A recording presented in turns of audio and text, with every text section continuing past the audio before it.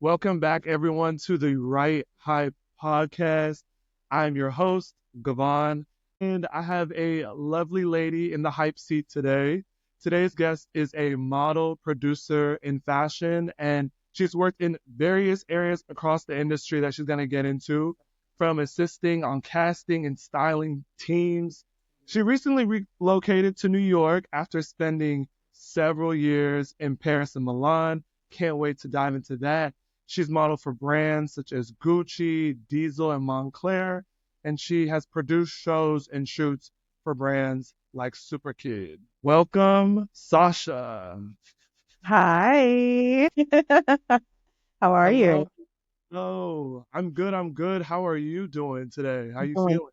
I'm doing well. I'm on my second cup of coffee, so we're all good. Sun is shining. I love that. Listen, coffee keeps us going. Hmm. Awesome. Well, thank you so much for joining. I'm super excited to dive into your background and also for you to share your story, to share your experiences so that listeners can either be inspired and or learn from what you've already experienced and all your knowledge. So without further ado, let's dive into who you are. Who am I? Oh, wow. Such a broad question. And where do I start? I would say Sasha is, I'm just a girl. Is that what the kids are saying right now? Born and raised in New York. I would describe myself as someone that likes to try new things and like have a great deep interest in anything fashion, creative, art, you name it. Like I'm just open to like exploring different things, different areas, traveling, all of that good stuff. And I think that's just something that I like to incorporate in my life, which I guess we'll kind of talk about. Amazing, amazing, amazing. And so, what was it like growing up in New York, and what was your fashion like as a kid growing up? So, I am born and raised in Staten Island, the the forgotten borough, the true forgotten borough. And yeah, I would say that growing up, my fashion was heavily inspired by my mom and my older sister, who was 12 years older than me, both coming from the Caribbean. And then, of course, like watching like the popular music videos and just being around the streets of New York, like my fashion influence comes from there. My mom was a woman that just, you know, always put together. It didn't matter if she was sporty or she was dressed really like in a classy, elegant type of style. Her outfits were fully thought out. Her makeup was done and her hair was coiffed. And I think that's just something that I've taken from her, regardless if I'm dressed in jeans and more in the street, kind of street style, or throwing on some heels and in a very luxurious or elegant, glamorous kind of outfit. It's just about completing it from head to toe. I love that. I love that you bring in just taking pride in your appearance, like getting up and no matter what you're wearing, there's still that finesse to it, whether it's adding like some jewelry or Mhm. you do your makeup or your hair. Right. Um, just those little pieces can turn an outfit from something that feels sort of like dressed down to something that feels dressed up without having to put in a lot of effort, you know? 100%. Huge believer in that. If I leave out the house without accessories, I am the person that does feel naked. So I need my jewelry on. And it doesn't matter. It can be more on the costume side or like real jewelry. But we need something. We got to have the accessories. Yeah. All right, so tell me how you sort of what was your first interactions with the fashion industry? How did you break into the industry and how did you get to where you where are today? My first real interaction with the fashion industry, working, I would say, on the retail sales floor, but I majored in fashion marketing and merchandising in school. And from there, I started. yeah, working on sales floors such as Steve Madden, United Colors of Benetton, interning for United Colors of Benetton, and just kind of getting a full experience of what it meant to be in the fashion business.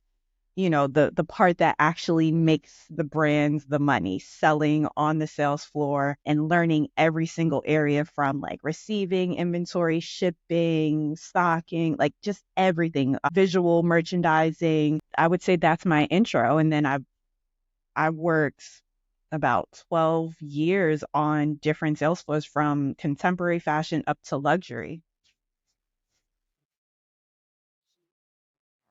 Wow.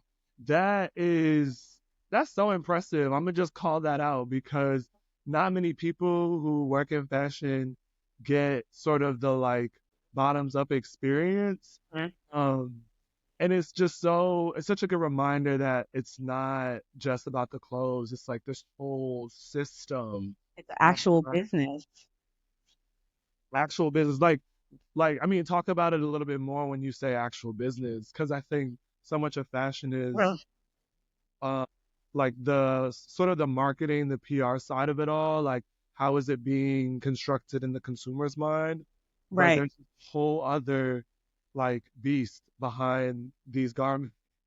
Yeah, absolutely. I think now, especially in the digital age, when we consume these images so quickly and everything is so accessible to everyone, something that used to be about the insiders, like attending Fashion Week or, just the things that quote unquote seem glamorous. A lot of people from the outside of the industry wouldn't or don't understand that all of these things are to drive sales. At the end of the day, fashion shows, the editorials, everything that we see really comes down to that bottom line. And people on the sales floor are very important in this entire process and the beast of the fashion machine, whatever you would like to call it.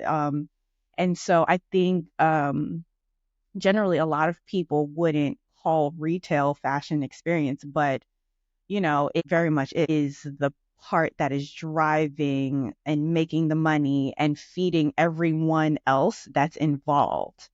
The models, the people that attend the shows, the CEOs of the companies, the designers, like, of course, it's beautiful. It looks like art, it's glamorous, but at the end of the day, this is still work. And so something has to fund it.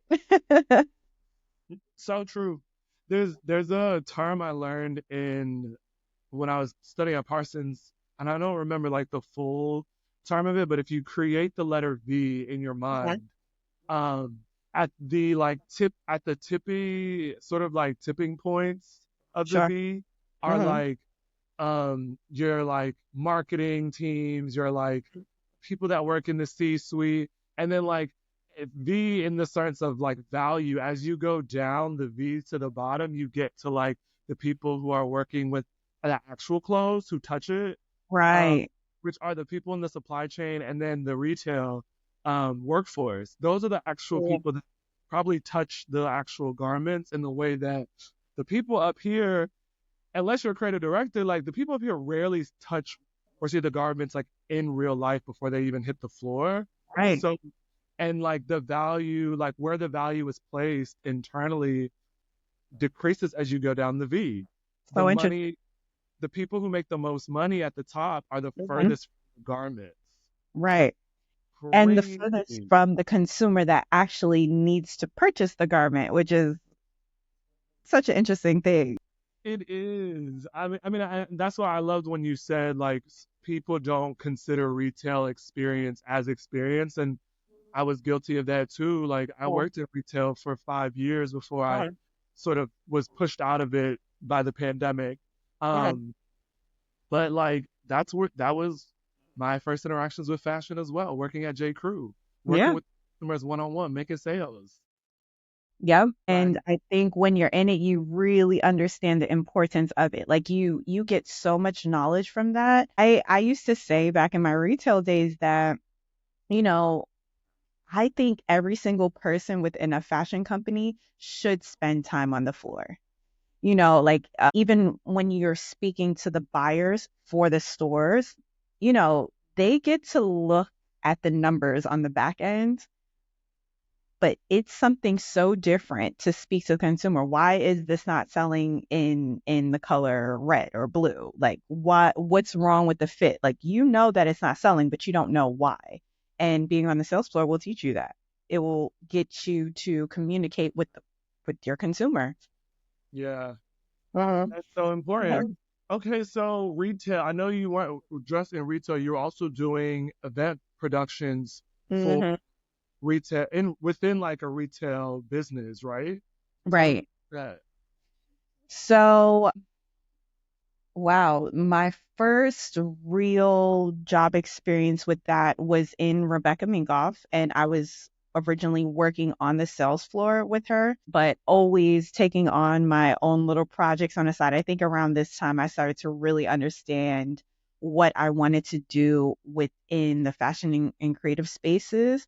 And that was like, I guess, kind of having and hosting events that created community, but also like kind of straddled consumerism. And after she opened up her boutique, again, I was working in her store in Soho. She started to have these really interesting events and wanting to have these interesting events where she would have like fireside chats, either involving her and like another CEO or, kind of girl boss at the time. And I started participating in that, became a coordinator for her in the New York store, and then eventually worked my way up to be the special events manager and worked in New York across all of the other stores that she had in the US.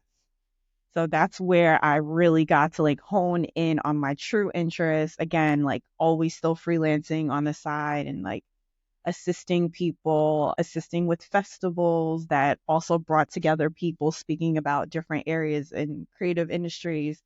Um, yeah, and I think that's where I started to understand my passion for like working on the production side of things. And yeah. Was that passion more rooted in your love for fashion, or was it more rooted in your love for creating like community? I think so. At that time, I'm like in my 20s. So, it was one of those moments, I guess we kind of label it a quarter life crisis now. It was just a time of like not really knowing where I wanted to go. So I was like doing all this research, trying to like do all these different exercises, like, okay, what is my passion and what will make money and all of these things. And that was just the common denominator. Like I enjoyed working with people, enjoyed bringing together people with the purpose of having conversations or just like um similar ideas, like-minded individuals, and just kind of having a spectacle around something, just creating an environment of joy and excitement. And that's where I kind of landed, if you will. That's actually really cool. I've never heard someone say that. Like, what starts to come out of my mouth is like bringing people together, like with this, like a shared belief almost, Exactly. which is interesting. Like, it's almost like like creating culture. Um, Exactly that. It's a culture curator, if you will. we're gonna add that to your list of achievements.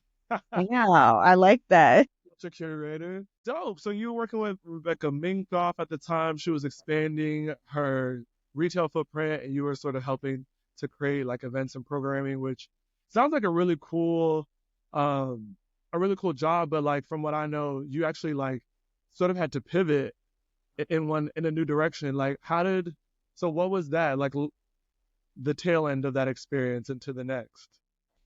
Oh, well, so I am a person that just can't sit still. I always have to learn something new or like be involved in something new, sometimes to the point where it's just like, okay, wait, you just took a little bit too much on, relax a little bit. So at this time, I also was working on a project that was funded through Kickstarter. I don't even know if that website is still around, but I did this in partnership with someone, and we raised money, and just with the same focus and passion, the idea was to open up a pop-up shop that created community for emerging designers and artists. And I think that just kind of started to transition me more, like just really focus in on the things that I was passionate about. And from there, that project brought us to Senegal, where I had no cell phone reception for about a month, and I was forced to isolate. I was forced to isolate, similar to 2020, by choice, and really hone in on the things that I truly wanted without the influence of what everyone else was doing, that I would take in on a day to day basis, not only in my interpersonal interactions, but through social media. Because, of course, Instagram was there. It's just habit to pick up your phone and start scrolling. And I realized that by like week 1.5 of being away with no cell phone reception, and I'm trying to scroll my feed, and I'm just seeing the same thing. It's like, okay, wait, now focus on you. Like, really get into yourself. What do you want to do? What makes you happy? And I started to just kind of have a shift in perspective and understand that I didn't necessarily want to live in New York anymore. I didn't want to be in this rat race of like that hustle and bustle and like kind of keeping up with everything like that. That actually wasn't as glamorous as I thought it was, and the world makes it seem, especially at that time for me. And yeah, during that trip, I was having a stopover in Paris, and that stopover was just like 3 days. And that journey, I was like, yo, I'm gonna live here. I think I'm moving to Paris. Mine is made up. Like, I want to come here. I don't know what I'm gonna do. I don't speak French, but this is where I want to be. So what happened when you moved to Paris? There was so many life changes during the time of me deciding, okay, like I think I want to live in this city. It actually happening. I had loss in my family, um, and that was really tough. At a certain point, I was like, okay, this is what I'm going to do. So here we are. I started vision boarding heavily, really like pinning the things that I just wanted to have in my life and allowing things to fall in place, if you will, with a bit of energy put behind it, like, okay, this is the thing I want. Let me book this ticket and let's see what happens. And allowing things to kind of fall in place, while still moving and progressing towards that goal. I got to Paris, so I booked my trip for December 31st. This was in December 31st, 2017. So that way I would celebrate New Year's in the plane. I would land with a true fresh start. I got to Paris on the first, which, like most of the world, everything is shut down. I remember, mind you, I moved with like 4 bags, and I got rid of pretty much everything else and like asked a friend to hold other things in storage. But I landed in Paris with my bags. And for the first 3 days, I stayed in a hotel, and I had set up and even manifested, if you will, the apartment that I was going to be living in, that I would move in by the third or fourth day of being in Paris. But I remember getting to my hotel and just going to sleep, waking up sometime during the day, and going outside. And it was rainy, and it was dark and cloudy. And I was like, what did I do? Like, why am I here? Who did I think I was? This is a mistake. Get me back. Give me back now. But no, I remember walking the streets on this dreary day and I'm like, I can't believe I just did this. I was so excited for this. What did I do? I remember turning the corner, like some random corner, because I wasn't using Google Maps or anything, and I saw the sun appear from behind a cloud, opera in Paris, and I was like, oh, okay. That's the beauty that I came here for. And yeah, like that's what happened. I essentially moved because I was like, okay, if I want to work in production and work in event production and specifically in fashion, I want to go to the best of the best. So I had in mind that I'm moving to Paris. I'm going to be a producer. I'm going to work with the best in the world. I'm going to produce shows for like Chanel and all of the above. And, day one, I was like a little bit ready to back out, but, we made things happen. Yeah, I mean, there is always that little bit of doubt that creeps in when you do something so scary and just so monumental, like very life changing. What you basically did was like designed your life, and you did it fearlessly and courageously. And to Oh, your there was point, fear. There was some fear in there. It was not yeah, I mean, fearless. if you're not afraid, like, is it worth it? I guess, and that hits me hard, especially as I'm approaching 30. Like the things Mm, that I'm doing, they're scary. They feel less safe, but it's sort of like a part of this journey that we're all going through. right. So, what was it like working in Paris? Well, it was kind of a half-baked plan. Preparation of me moving, I was reaching out to different producers through LinkedIn, searching websites for the production companies that are, again, some of the greatest in the world. And I was just reaching out. I got one response, and I got this response like maybe a week before I was moving. And so essentially, I was in Paris or going to Paris with not really having a plan. I didn't know anybody. Again, I didn't speak French. I just had saved up some money and I had a one-way ticket and I did secure an apartment. And, I was just kind of taking it day by day. In my first week, I did meet that one producer who's still a really great friend, but all honesty, like for the first few months, it was really tough. And I had to try to break out of this scary, I don't want to say depressive, but like just really like a shell. I was staying in my apartment a lot and again, like the sun was rising really late. And it was rainy and I was not in the best mental place when I first got there, I would say.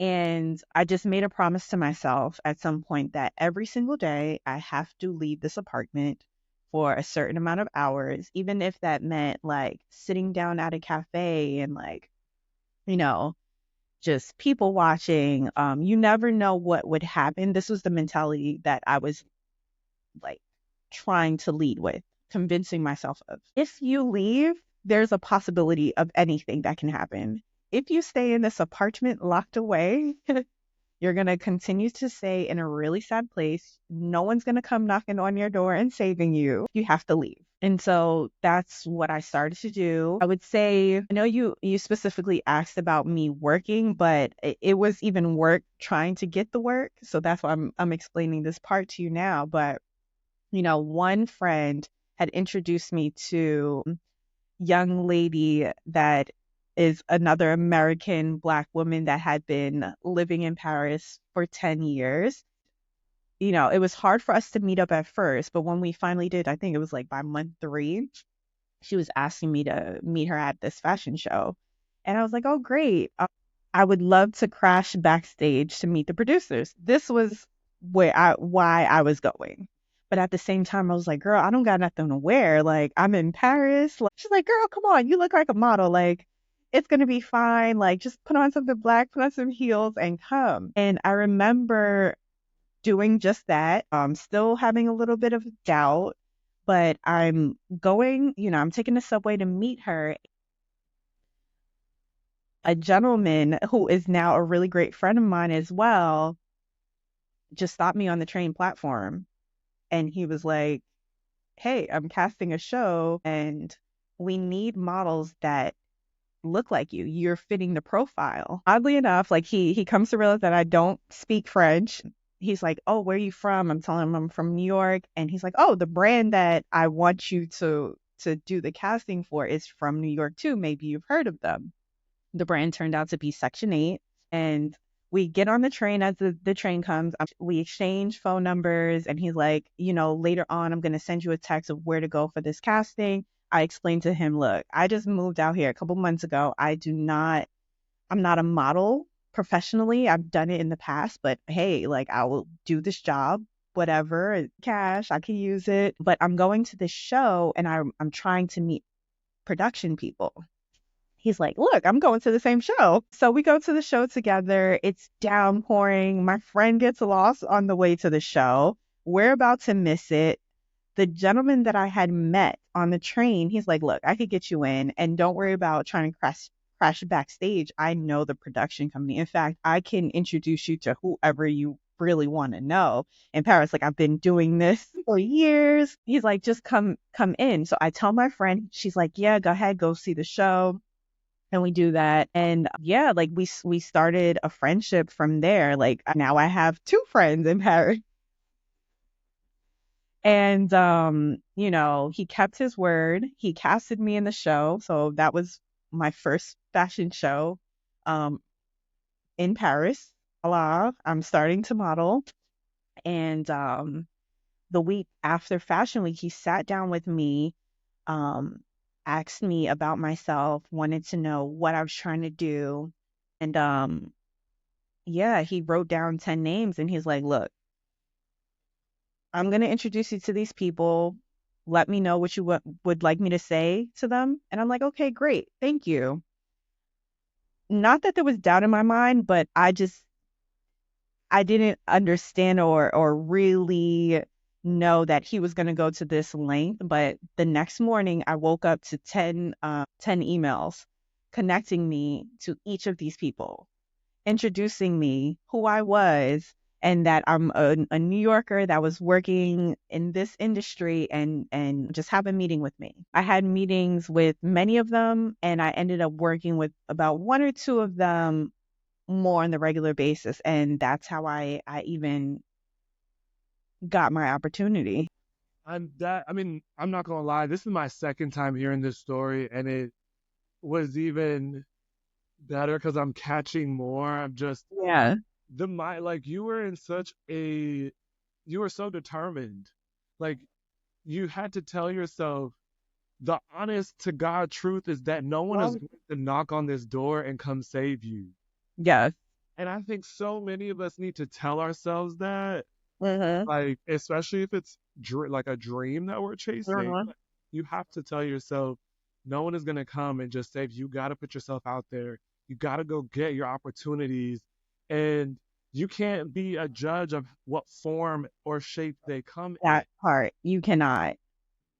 Because at the end of the day, all of these experiences are for your are going to help you. They're going to propel you. But you Mhm. didn't know. You all you said is, "This is what I want to do. This is what I'm going out to do," and people just came in and said, "Oh, you look like a model," and you were like a model after my friend just called you a model. Like it's Exactly. I mean, you say that, but like after people have been telling me that all my life, like growing up, and I'm like, okay, that's cool, but you guys don't really know what a model is. Like you say that to anybody that's slim and tall, but okay, cool. I've tried it. I've tried to model from the age of 16 in New York. I got tons of rejection to the point where it's like, that's okay. I'll work in another part of the industry and had to move to Paris.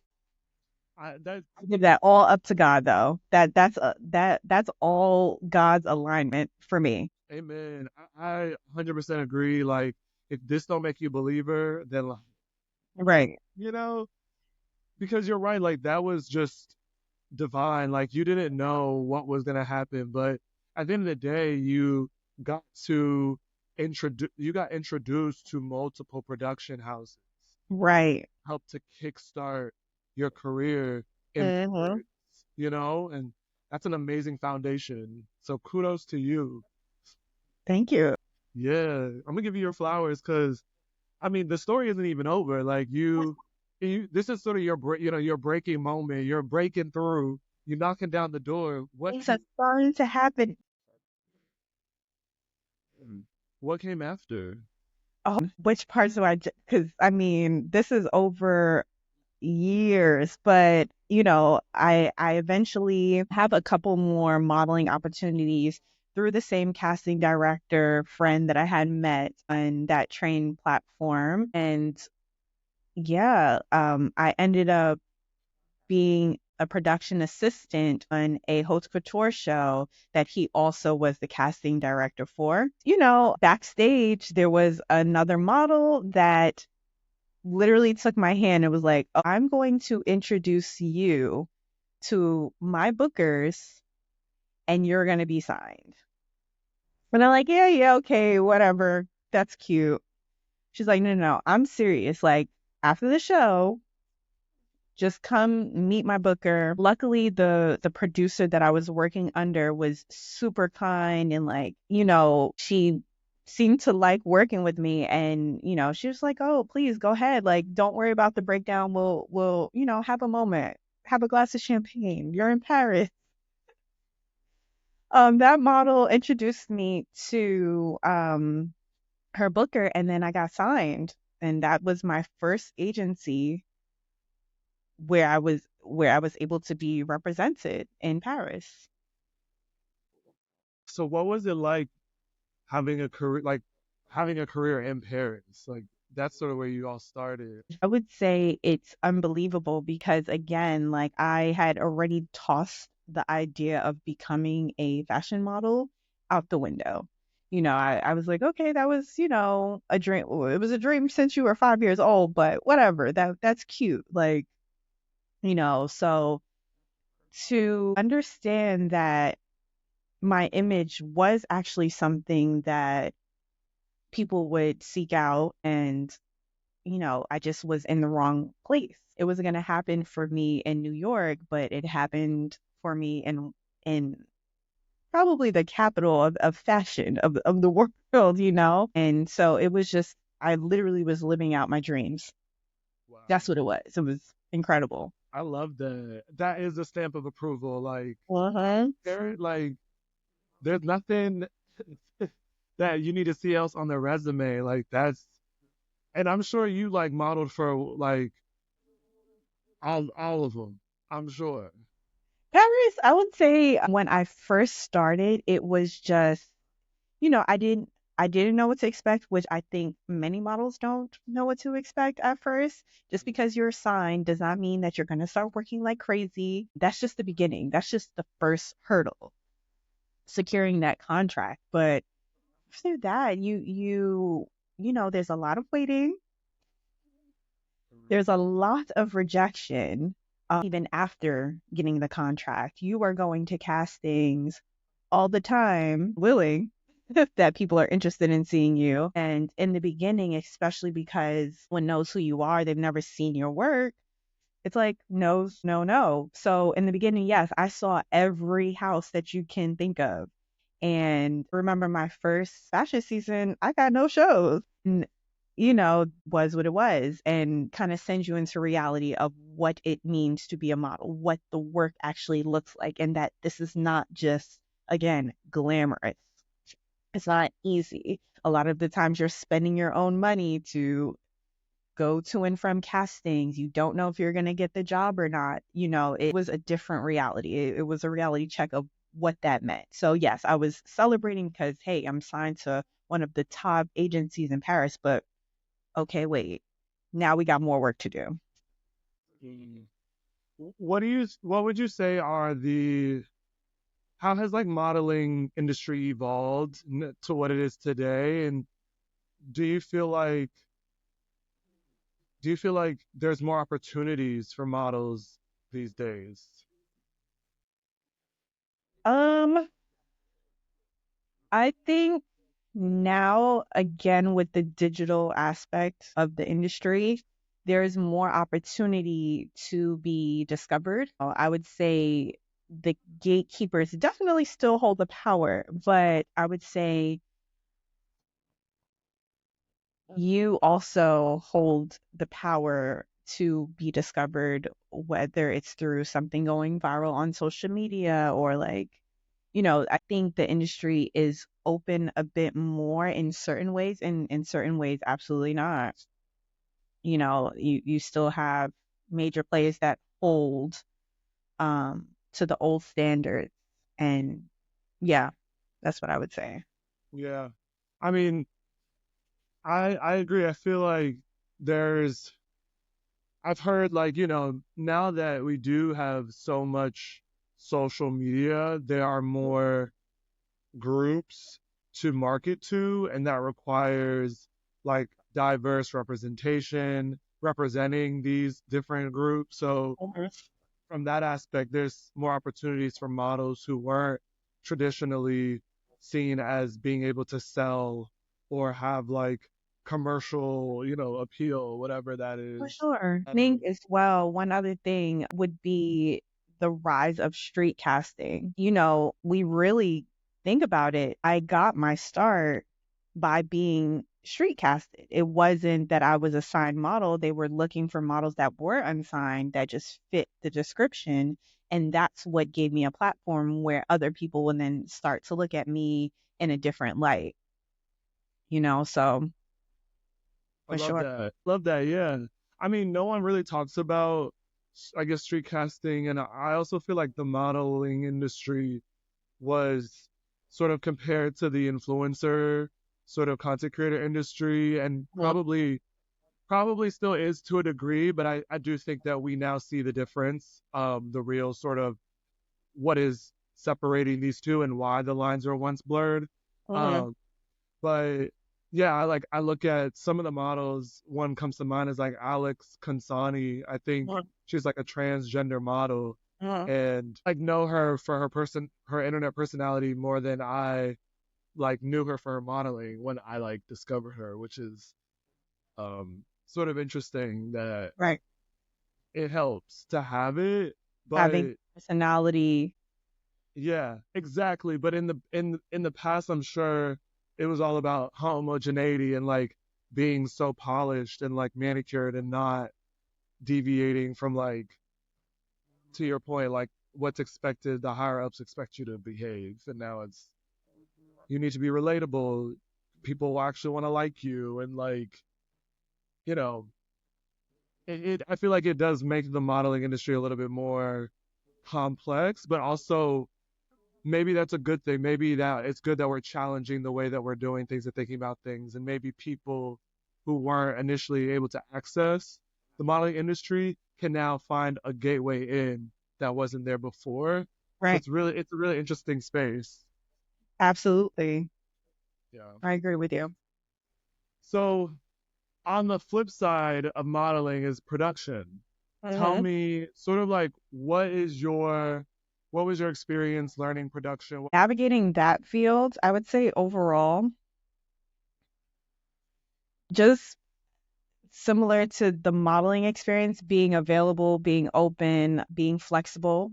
I think most of what I've learned and like just the opportunities that have been presented is because I was open to taking those opportunities. So, not taking too much pride over what position I'm playing on the team. Again, because I'm speaking from a perspective of someone going to a new country and like, even if I had a certain amount of experience, like I don't know the language, or you know what I mean, I don't know the French savoir faire, if you will, like the know-how of how they do things. So just being open and adaptable and willing to learn and be flexible to be in different positions and play different roles. I would say that's the key takeaway from the production and just altogether like my career in fashion. Like, like I said, I've assisted on casting teams, even under the very same casting director that found me in the street. Like he taught me something different, which is a part of which is the same skills as far as like organization and, but being open to the opportunity to assist on a casting team. And it might not be necessarily the thing that I do, but it gave me a different perspective that allows me to have a 360 overview of what it means to bring together a certain project. Yeah. I agree. I think it's helpful to have that sort of like multitude of experiences that inform how you approach the work. Mhm. It's a special sort of skill that a lot of people don't really like utilize as much. So I'm happy you brought that up because the skills are transferable and you're able to also like solve problems that may not come clear cut. Right. Um, it's like an attitude, but also like the skills to know that, your attitude will help bridge that gap. Mm-hmm. So Absolutely. like, so Paris, you made it to Paris, you were Make working in sure. Paris. How did you go from Paris to Milan? Um, the pandemic. Mm. So yeah, I'm in Paris at this point, and things are starting to pick up for me. I was based in Paris. At that point, I had already spent a couple months in London, working with the agency out there, basically testing out that market because in most model contracts, when you sign, you are promising to spend some time um, in that market. We call it being on stay, being ready and available for a certain amount of time. So I was on stay in London quite a bit, again, still based in Paris. I'm starting to get more international opportunities by that point. I had been traveling back and forth. I already started doing New York Fashion Week. And so, as it's kind of like the snowball effect. Like when one thing happens, like more designers start to pick up again, they start to see your face, they want to start to use you in one aspect or another. I would also say the same thing on the production side. When people start to get familiar with you, like, okay, you build a nice reputation and it just starts to people start reaching out to you naturally. Yeah.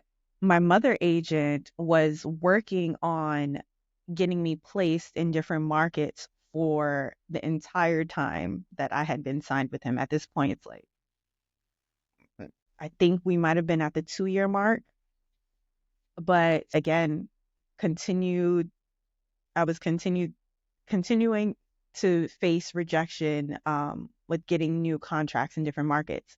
One of the main markets that we wanted to be placed in was Milan in Italy. I'm in Paris, Milan is right there. It's another strong fashion market. We need to get signed there. And I had been rejected so much. I think it was after one of my New York seasons that was quite strong.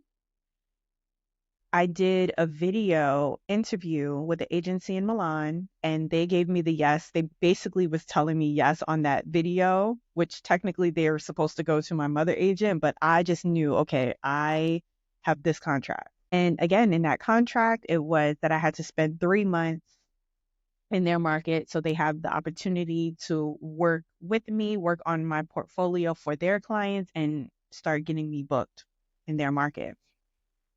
After New York Fashion Week, naturally, I was going back to, I don't remember if I did London that season or attempted to do London, but anyway, but being back in Paris, um, you know, this is February and then everything started to shut down. This is 2020. I got locked down in Paris, me and my studio apartment, and you know, the European lockdowns were very different to America. We had basically self-written permission slips to be outside for periods of 1 hour at a time.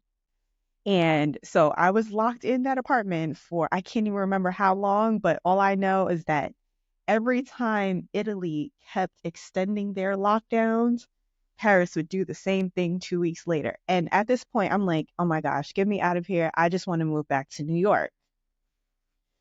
But I had signed that contract anyway. And so the plan was whenever this lockdown ends, run for the border.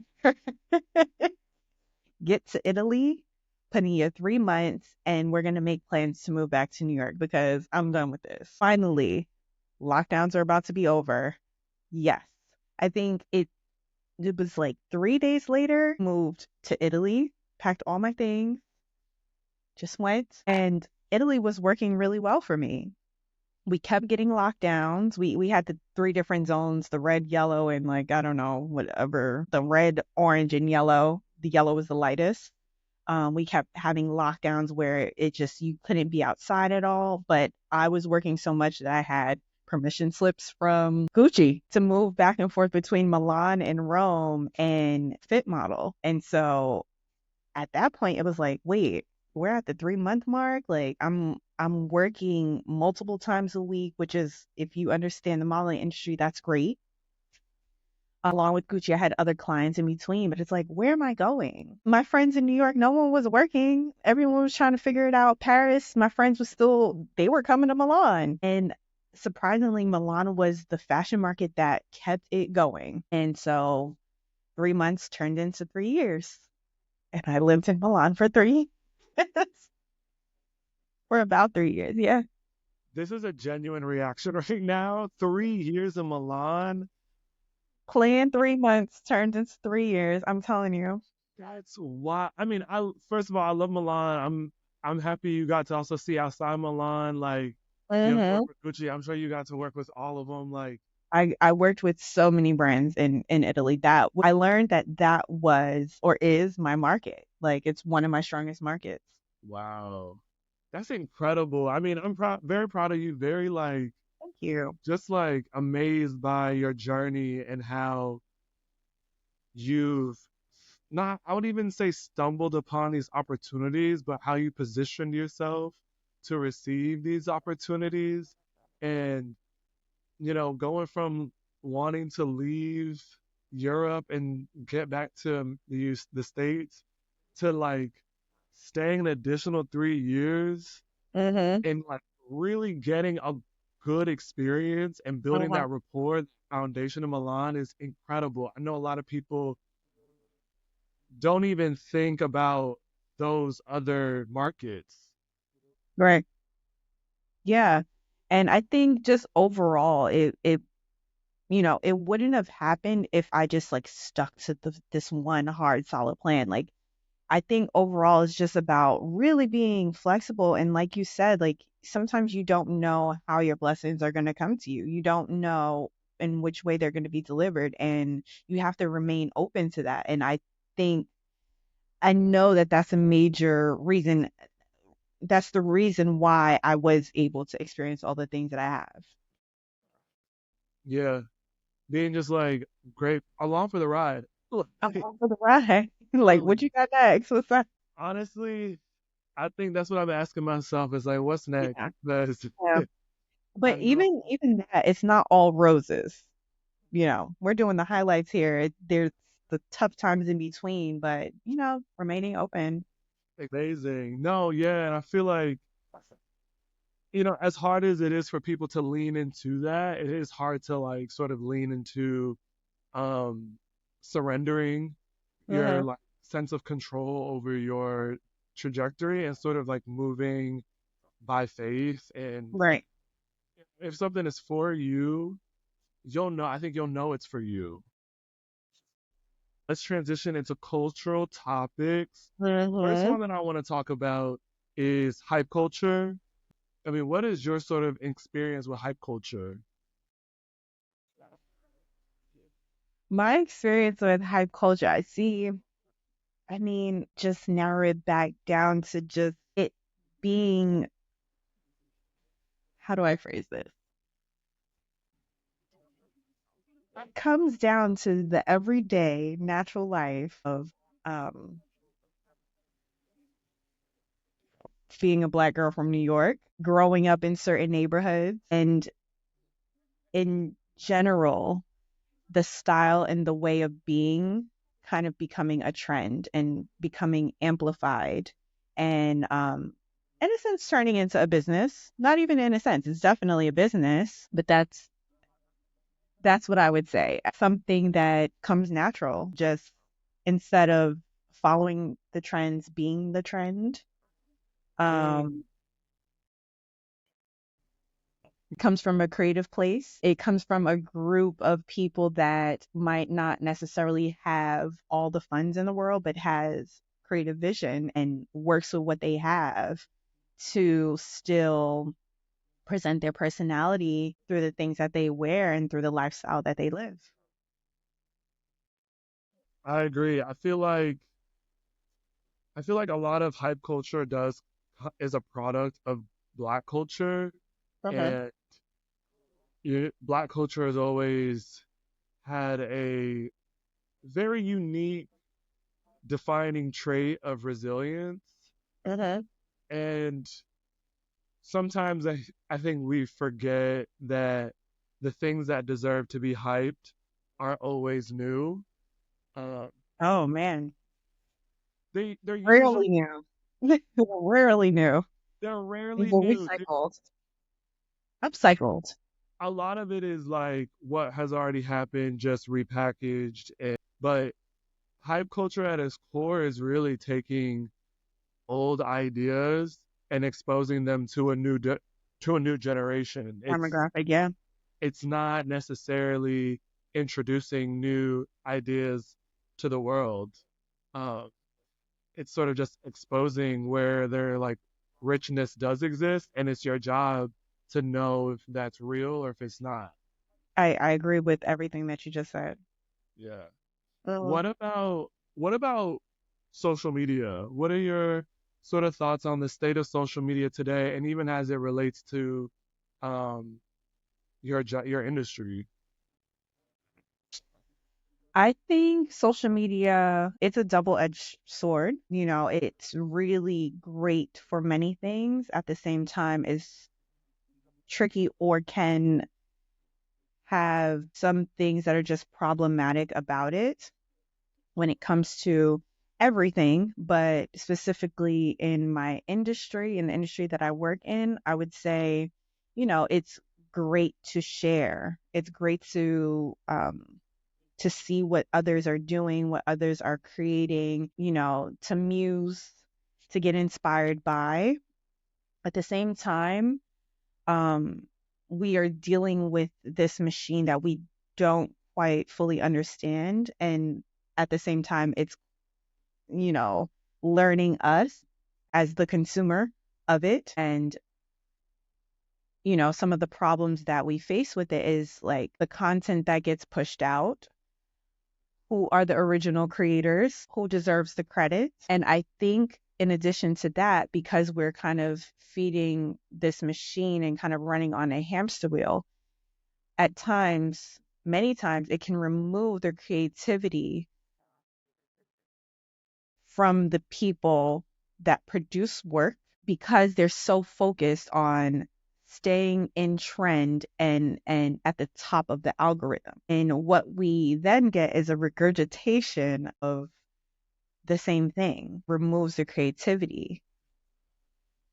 Unfortunately, when you are creative and you introduce something new because the algorithm does not favor that, it stays quite low. People with larger followings or what have you kind of bite this idea and they popularize the trends. So there is error within this social media system. That's how I feel about it. At the same time, I still do think it's important and, in connecting people and again sharing ideas and creativity and yeah. You said that so eloquently. I feel like people forget that it removes creativity because you're designing for an algorithm. And I Right. find myself doing that too. And Yeah, it's so sinister. it is. It And really is. if you don't like name that, you can fall prey to it like continuously. So Right. thank you for bringing that up because I needed to remember that as well. Mhm. And it's how we're like measuring our creativity. It's all bad. Yeah, it's kind of all jumbled in. It even to the point of fashion is this spectator kind of world of sport versus the business of it. It does influence now. Social media is now impacting how designers design, like what work is being put out, et cetera, et cetera. Maybe this is the time to share one of my hot takes that no one asked for. Let's Sometimes I hear just it. have to write these things down because I'm like, I'm not going to tell anybody this. But it's just the idea that you might get some heat for this, that the fashion industry today doesn't necessarily set the trends, rather than it's following them. They're following the trend. Enough Like the said. fashion industry doesn't dictate anymore what where we're going. It's kind of that's what's popular right now. Let's copy this. Let's put it out. Let's stay ahead of the algorithm and even the human algorithm of everybody wanting to be a part of this one thing that everyone else is doing. That again, so well said. I can't have nothing but to say you're right because I think that's why so many brands have lost their way because they're trying to all go for the same thing. And you're right, they're all start to collapse on Yeah, each other. this is what's going to sell. We have to stay ahead. And it's like, okay, but where's the creativity, or why do I come to your brand versus this brand versus, the entry point brand? Or yeah, it's created a different environment. Wow.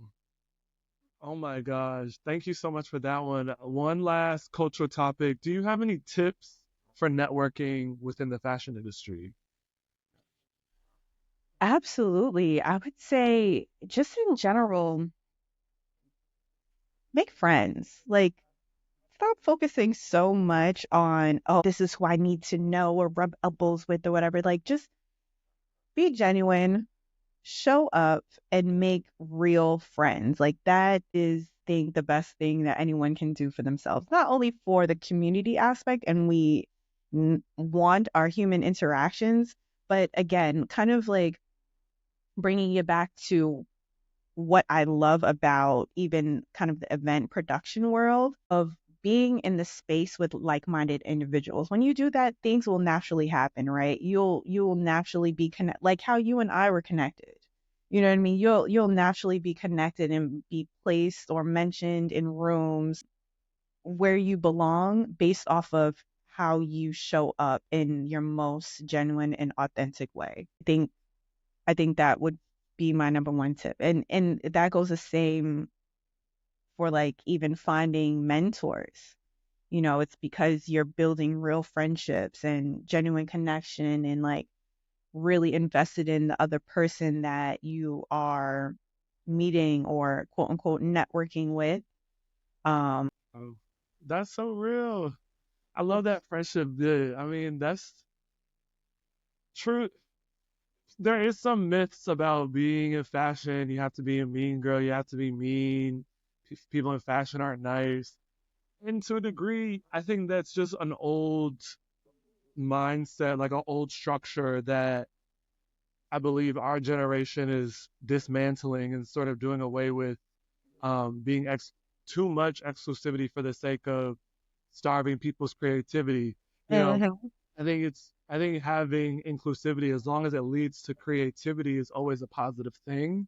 It's when it leads to, again, like pushing people down and trying to go back, trying to appeal to like a past way of doing things is where we go wrong as an industry. Absolutely agree with that. But also, I like what you just said made me think of, is it the old way, or is it just like the visitor's way? And let me give you this analogy, right? I'm a born and raised New Yorker, right? It is the stereotype outside of New York and New Yorkers that people from New York are mean. This is not true. We have our way of doing things. This is our system. Follow the system, follow the code just like you would anywhere else. However, New York is one of the only cities I know that people are eager to help you. but you got to know what kind of help you need. Like, get to the point, but you know, there's memes about this all over the internet, but like New Yorkers will drop, like they'll carry your stroller up the steps for you and then keep it moving. Like, you stop them and ask for directions, and they're gonna even be eager to give it because they want you to see, like, oh, I know this is my city, and when you go here, make sure you ask for Joe and whatever. You know what I mean? Like, there is a certain sense of pride and kindness about New Yorkers. However, you have the people that come to New York and they're pretending to be what they think a New Yorker is, and it's the snobbish attitude and that we don't want to talk to anybody, which is not true. Bringing it back to fashion, is it the visitor's mentality that, like, I'm a fashion girly and I'm supposed to be mean and exclusive? Like, I do wonder that. I Thought, no, but sure. I feel like people who have nothing to hide are they themselves. They're good with other people also having nothing to hide and being themselves, versus people who feel like they have something to prove. To your point, feel like an outsider, Mm, probably have to establish some form of authority or right. Yeah, dominant. that's where I was going with it. Like, just someone that they feel they need to inject themselves in. So how do I appear to be versus just like being? Yeah. Okay. Yeah. Okay. Yeah. Okay, let's enter into the hype seat. Okay. Wait, what are these questions gonna give? I'm just gonna say a word and I want to hear your thoughts on it. Okay. Okay. First word is Fashion Week. The race. It's a race. Personally, I'm trying to run a smart marathon.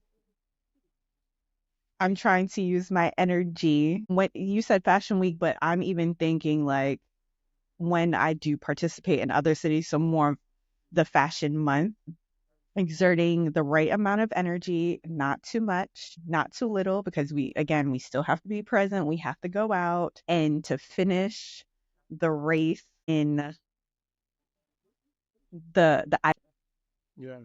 I without being exhausted, without being burnt out. I'm gonna definitely take a page out of your book this Fashion Week. Okay, next topic, diversity and inclusion. What are your thoughts? Buzzword. Get into it. I Yeah, because if it truly was diverse and inclusive, we wouldn't have to put such a huge focus on trying to force it to make it happen. Mm, I think people would naturally just do it yeah. versus, okay, wait, we need one black. It just would happen. I would agree. I was listening to this podcast the other day and I was talking about the problem with purpose and why Hmm. brands trying to push this idea of, you know, being purposeful and being inclusive is sort of like a mask for just being capitalistic. Mm, mm-hmm. It's crazy. Yeah, I think, think these are very important terms. I think they've just become buzzwords. I want to clarify that. I think that the person that is orchestrating whatever it is needs to embody this truly in their heart. Not this is not the performative. It has to really come from a genuine place of Totally. wanting to include. Wow. And last topic, luxury fashion. Hmm. My first thought is I don't even know how to put it in one word, but one's I'll question what is one's idea of luxury, you know, just luxury in general. And I've had this discussion with friends, with close friends, time and time again, like, is the luxury what is luxury to you? What experience is luxury to you? Is getting the high end brand in a vintage shop, luxury to someone? Is it because you went to the boutique and you were served wine and champagne and they kneeled down on the floor to put on the shoe for you, the luxury? Is it the label itself that is luxury? Like, what is the idea of luxury, and how does each individual person define it? I love that you said that. That is so spot on and very, it just reminds me so much of like the work that I'm doing in Mhm, fashion, working at High Snobiety. Like, mhm, what is luxury mean? Because it's changing, especially mhm. for the upcoming generation. And I think I get caught up in like old luxury, but there's this idea of new luxury that's sort of taking over. And you're sort of Mm, alluding to it, yeah, but we're expanding our definition of it. right. Cool. Awesome. Well, thank you so much, Sasha, for stepping into the hype seat. This was an Mm. amazing conversation, and I expected nothing less, Thank um, you. especially from someone with such a diverse background and just like an amazing spirit. Is there anything that you want to leave the audience with, whether it's a note or something for them to dive into later on? I mean, my only no is just, you know, let's lead with kindness. That's just how I'm feeling these days. Like everyone's overwhelmed with so much, including, yes, in the fashion and creative spaces, but outside of it, like let's just, you know, we're already stressed out. Let's not add unnecessary stress I to the agree. things that we're supposed to love and love doing. That's my Mm, note. I love that. Well, with that, thank you so much, Sasha. Thank you for having me, Gavan. This was amazing.